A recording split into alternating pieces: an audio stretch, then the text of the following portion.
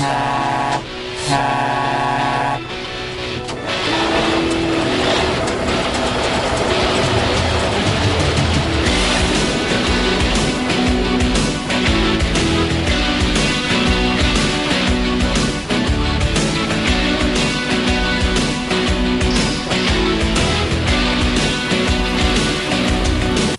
les filles, de quoi vous parlez aujourd'hui? Moi et mon groupe, nous avons décidé de vous parler des problématiques des peintures anti-fouling sur la qualité des eaux.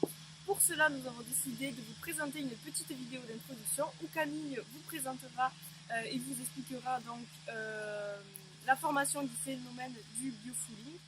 Et ensuite, Juliette vous présentera les différents types de peintures et donc de matrices qui existent pour appliquer sur les coques et des bateaux.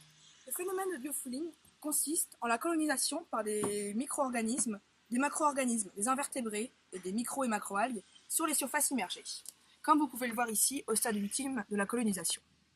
Ceci se déroule en plusieurs étapes. Tout d'abord, vient l'apparition et absorption des molécules organiques sur les surfaces immergées. Viennent ensuite la croissance et l'adhésion des bactéries.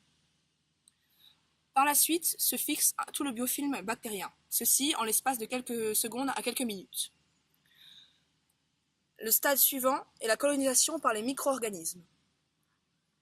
Enfin, le stade ultime, comme vous pouvez le voir sur cette bouée, est celui de la colonisation par les macro-organismes. Ceci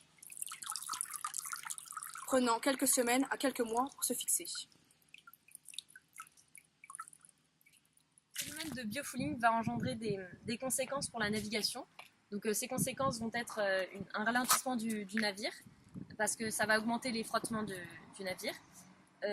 Ça va apporter des espèces invasives et ça va aussi augmenter du coup la consommation de carburant. Donc pour contrer ce phénomène, on va utiliser de la peinture anti-fouling. Donc là nous avons une coque de bateau qui vient d'être carénée, donc qui est toute propre et qui est prêt à recevoir de la peinture. Là nous pouvons voir une coque où l'on vient d'appliquer de la peinture anti-fouling.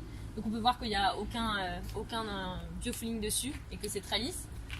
Ici il y a deux types de peinture anti-fouling. Donc ici c'est une matrice dure. Donc c'est pour les bateaux à moteur comme ce bateau. Et on a de la peinture semi-érodable. Donc ça c'est pour le voilier qu'on peut voir là-bas. Voilà. Le petit reportage est terminé. Nous vous retrouvons tout de suite et en direct pour la suite de notre présentation.